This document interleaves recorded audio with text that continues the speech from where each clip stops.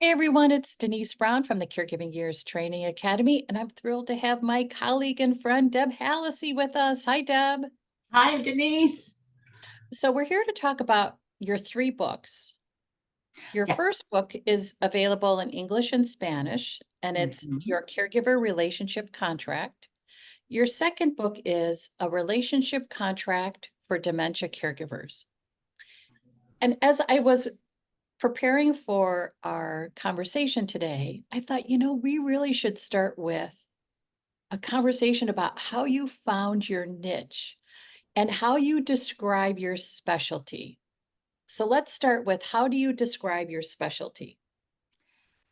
Enough, I have found that telling people I'm a writer grabs their attention. They're like, oh, and then they want to know more. So the way I explain it is that I started off writing a blog for adult children of aging parents. And then out of that blog came these two books. And then out of that came a lot of speaking around the books. And out of that, the consulting that I did as a certified caregiving consultant was more a lot about resources, but that has morphed into effective family communications. And so 7 years in, it's so interesting to see how the trajectory of what I'm doing has changed and grown in a way I never expected it to. So how did you have your idea for your first book? Well, that's because of you. Thank you for that. Oh, you're welcome. I know. We did a regional conference here in New Jersey, and I was one of the speakers. And when I realized the topic I wanted to speak on, I thought, well, there's my book.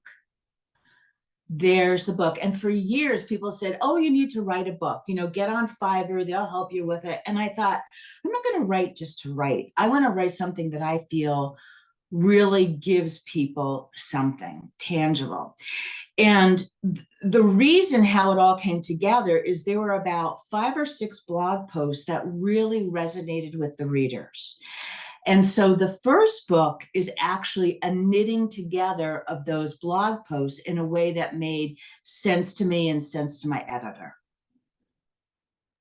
I love that. I often pull together pieces of what I've written and pull it into a book. And I love that you went back and looked at what you wrote and which pieces really resonated, because then that became your path to your book. Mm-hmm. And what's great about it too is you could piece it together and then think, where are the holes? Where do I expand? What's the additional information I want to add? I've got my topic. What do I want to give the reader? So the reader leaves full at the end of the book. 100%. And I can't think of the name, but when you create it, I have one. I actually have done this many times. When you create like the centerpiece and then you do spokes out and say, here's an idea, here's an idea. And then off of those, you say, here's more ideas, right? So I had the blog posts, and then I wanted to say, okay, so this needs legal information. This needs this needs that. So the actual outline came together very easily using that strategy for me. And because of so much of my writing was personal, I was able to fill in, okay, here's a personal story that fits. Here's a personal story that fits. And so, it just became this really good guide for writing it. The other thing that I did that I tell people who ask me all the time is I asked my best friend who I've known for 45 years, and Michelle Seitzer, she's a writer. I said to him, I want to send you each chapter, and you don't have to edit it, but I want you to keep me honest. So what Roberta gave me was family insight. And what Michelle gave me was, to really reach more readers, you need to touch on this. So for example, one of the great pieces of advice, I was very fortunate to grow up in an intact family. And Michelle was like, not everybody's family intact. You need to address that. Okay, I love that. sometimes we dread feedback, right? Because we think it's so hard to put yourself out there, to put your heart out there in the form of a book and then say to someone, two colleagues in your case, okay, let me know. So how did you manage the expectation of the feedback so that you felt open to it and not necessarily worried about it or intimidated by it? You know, I had no ego around this. I really didn't. I had no ego. And I have such love and trust for Roberta and Michelle. You know, I knew that they were going to do it in the most loving way, and B, the way that they thought would best serve me and my readers. Okay. I love that. So you were very particular about who you chose to give you the feedback. And then you trusted them that the feedback would be helpful feedback. Yeah, Very and I pushed back. I thought, well, what do you mean by this? I'm not sure I agree. So we could get into an open dialogue about it. okay. So your first book came out in 2019. You're still caring for your mom. Caregiving intensifies. You know you're going to write your second book. And it just so happens that you want your second book to be completed just as your mom is reaching her last days and has died. So that disrupts everything. You know, we put the plans in place and then caregiving happens. So tell us how you were able to work through what was going on for you personally so that you could figure out professionally, what do I do about the book? Yeah, it is the definition of caregiving. With great joy, there's great sorrow. You know, the day I was to announce the book, like I had done teasers about it, but the day I was to announce the book, November 28th, 2022, was the morning I got the call. My mother had died during the night.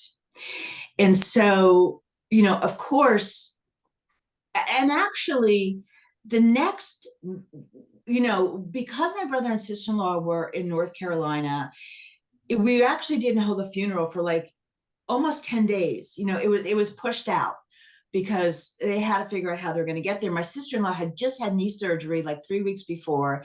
She had to get the okay from her doctor to actually you know, drive that far, and her niece drove them. So there was, and we have this, you have the initial death, and then there's this lull. And you can actually, I found it, I put it aside, like, okay, I don't have to deal with this, right? My mother, God bless her, had gone to the funeral parlor thing. We had all our plans made. So there was none of that drama like we had when my dad died. All of our plans were made. You know, the funeral parlor was kind of a family funeral parlor. They knew us, they were very loving. So I actually wrote an article and published it the Monday, the week after she died, with just that topic. It was a picture of the book and the picture of my mother. And it was here's caregiving, great surrogacy. And I just wrote about that whole thing. And the outpouring of love, both for the loss of my mom and for the book, was just amazing. So, and really for about 2 months, in order to get all the stuff done for her that I needed, the probate of the will. And the other thing I will say is my mom's legal stuff was incredibly easy because I had put all these things in place. You know, we had a trust, we had a QIT, you know, so there was not we didn't have a lot of money. There weren't stocks and bonds, and you know, it was like, here's the stuff, I'm splitting it with my brother. So there wasn't that on, like, I had a friend who it took her almost a year to reconcile the estate. I was done in 2 months. And so the lesson there is put your stuff in place.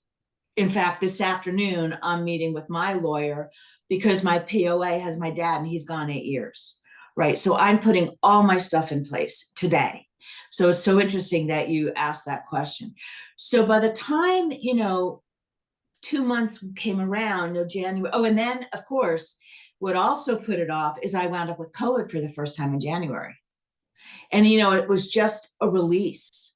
Your body releases, your immune system is down, and that's it. So it was probably March before I really, February, March before I really started to market it. And that's how I got through it.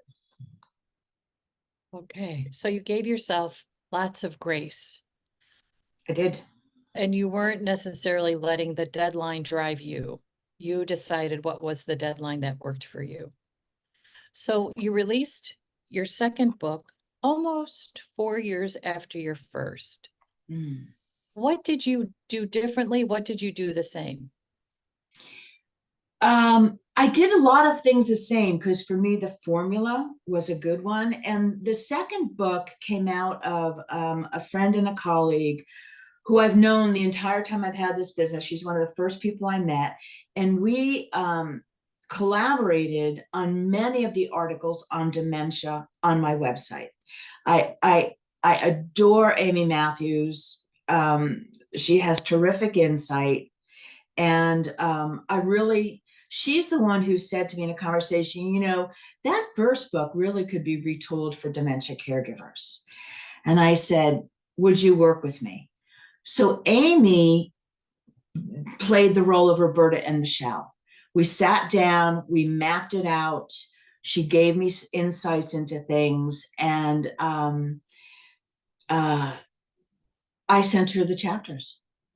And she kept me honest. Now, what I did for both books is I found a woman who has a company called Open Door Publications, and she was my editor. She's the one that did all the grammar and punctuation, and she's the one that formatted it for Amazon. And I self-published, and I did because we started planning the conference in April, and it was in November. So the first book I wrote from April or it was actually in September. The first book I wrote from April until August. And then that was it, because I went on my hands for November or maybe September. But anyway, it was very, very short time frame. And so Karen kept me going. And so I asked her to do the same. And she had an illustrator for the cover. And I loved the work that he did on the first book. So I used him for the second. And I'm actually going to pull up. And I had really crappy lighting. I realized I didn't put my ring light on. Let me do that. Okay, I'm going to pull up your books for people to see. Yep. Okay. There they are. Yes, you had the same artist do both covers. I did. Because I wanted it to be part of the brand, right? Like I wanted people, the colors in the first one are based on my website, right?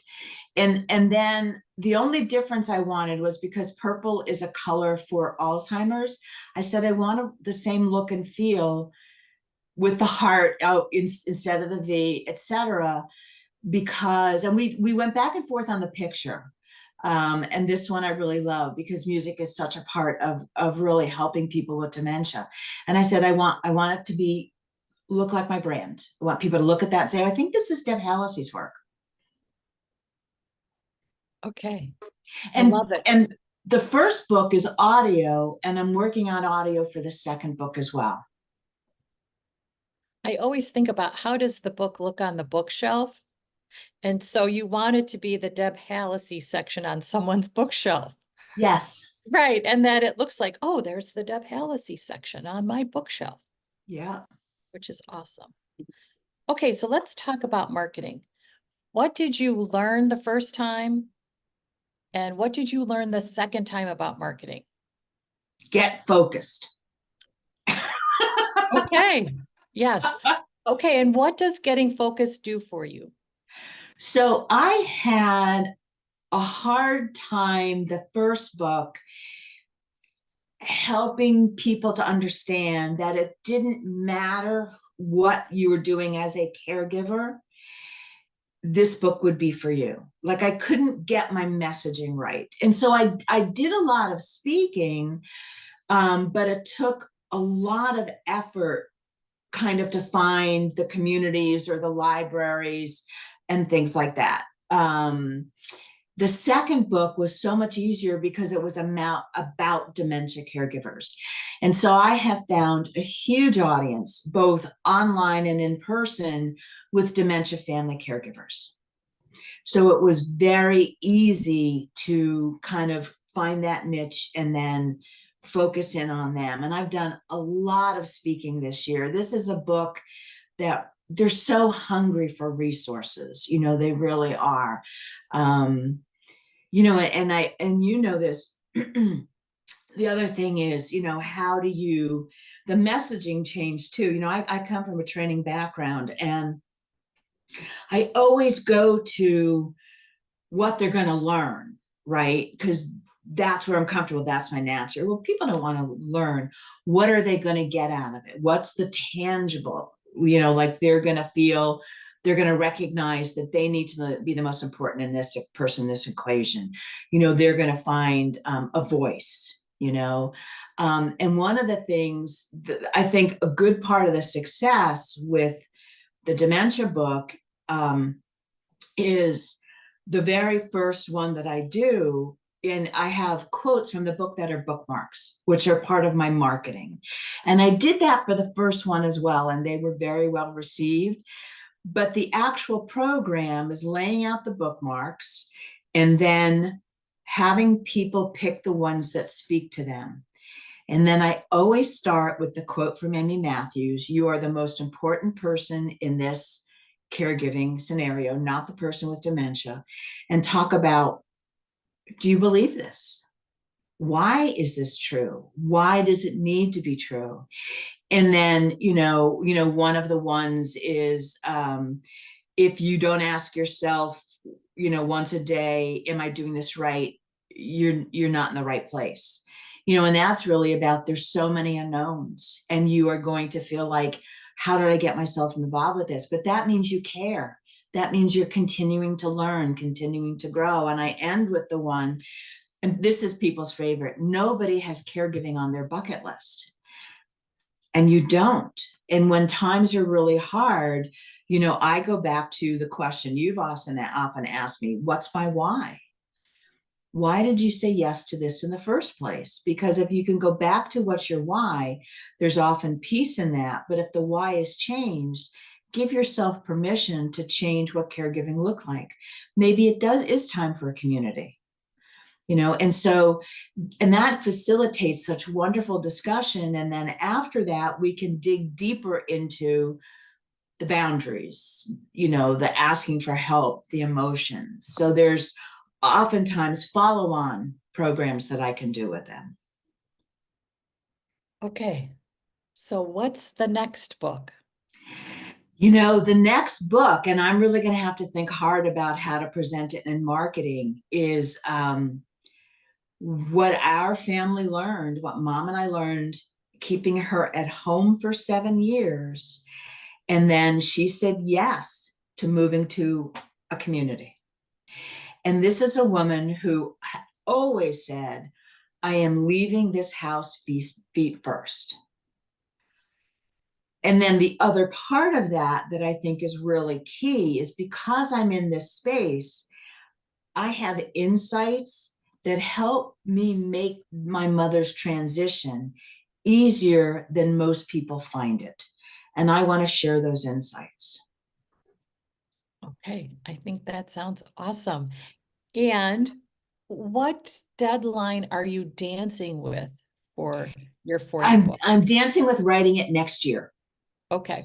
I'm dancing with writing it next year. Yeah. So like almost every 2 years or so, it'll be 2 years in 2024 that this book came out. And then 2 years later, this one. And, I have a formula, a decent formula. I can go back to the blog posts. When, it's so funny. When my mom moved into the community, I have pages and pages of notes about that. Like, one of the aha moments for me was, So when you move in, they say, this is your home. We want you to do what you want to do. My mother always stayed up late and slept late. So you're like, no problem. If you want to go to bed 11:30, 11 o'clock, and we'll make you the last person we. And I truly believe that they were sincere in wanting to do that. But what we were finding is my mother would call at 10:30 and no one was coming. And she'd be so angry and frustrated. And all of a sudden, a light bulb went off in my head. I said, Mommy, we have to change the time. They're doing a shift change. They're coming in at 10:30, handing off who the patients are, and then the other person gets on the clock at 11. You're not going to get anybody between 10:30 and 11. How about at 10, you get your PJs on, and after 11, you call again and they put you to bed. Problem solved. That's fabulous. Because you could ask the facility for help. In truth, they have a system and process in place that's very difficult, nearly impossible to change. 100%. And the reality is that 11 to 7 shift are people who are often working a second job. They are exhausted. They are out of patience. And the level of care you get between 11 and 7 is not as good as when staff is there. End, period, stop. And so there are just certain things, as you together, I hope, make the decision to move into a community, there are just certain realities that you have to be comfortable with or be able to reconcile, or a problem you're going to need to have to figure out. Yeah. But I know such caring and loving people. Not every industry has 100% caring and loving people, but my experience with them is they really are trying to do the best they can in the communities I know. I know other people have had real horror stories, and I feel badly about that. But I'll also say the first community isn't always the best community. You can change the same way we changed caregivers, right? We went through boatloads of caregivers before we found what worked. So you have to be willing to make that investment as well. Okay, so for viewers who are watching and listening, what would be one suggestion you would offer to them if they're thinking, I think I have a book. I'm not sure what to do next. I will take a line from Maya Angelou, bird by bird, meaning if you've got a huge chunk of something, right? Like her brother had to write a story on birds for the first day of school, and he didn't start it till 2 days before summer vacation ended. His dad said was bird by bird, just write it bird by bird. So, don't think about the whole picture. It's okay if you write what you think is going to be the first chapter and it ends out the fourth, right? So map it out to the best of your ability. Start writing with something that feels easy to write. And then, as you go through it and read it, you will wind up moving things around, and that's okay. Yeah, I love that. Bird by bird, because in essence, it's just all about go ahead and start. Go ahead and start. Right. I think sometimes we think, oh, but we have the authority to tell ourselves to go ahead and start. So we can go ahead and start. I think people also get afraid about, I don't know if people would want it. I don't know if I can find a publisher. Self-publishing is huge and so easy. Yes. Go for it. Yeah, absolutely. And I think what's interesting about a book is that it really can transform your business because it becomes more than just a book. It becomes speaking opportunities. It becomes consulting. It becomes workshops. It just broadens out your work in a really fabulous way. Yeah, and there's something about two things. There's something about holding that tangible thing in your hand that is incredibly satisfying. But there's also, and this is crazy to me, there's like this panache at being a writer, a published writer. They're like, ooh, and I'm like, yeah, it's, I don't know, but it's really exciting. It's really exciting. Yeah. Well, congrats on all your success, Deb. Thank you. And thanks for And being. thank you for all your support these years. Oh, you're welcome. That was easy. That was the easy part. Happy to support you. And before we leave, tell us your website address for any of our viewers who would like to look at your work and then perhaps be in touch with you. Absolutely. So it's www.advocateformomanddad.com. It's really long. All the words are spelled out, including the D on and the D in dad. Okay. And I'll also include a link to Deb's website in our show notes. Okay. Thanks, Deb. And thanks everybody for watching. Thank you. Bye.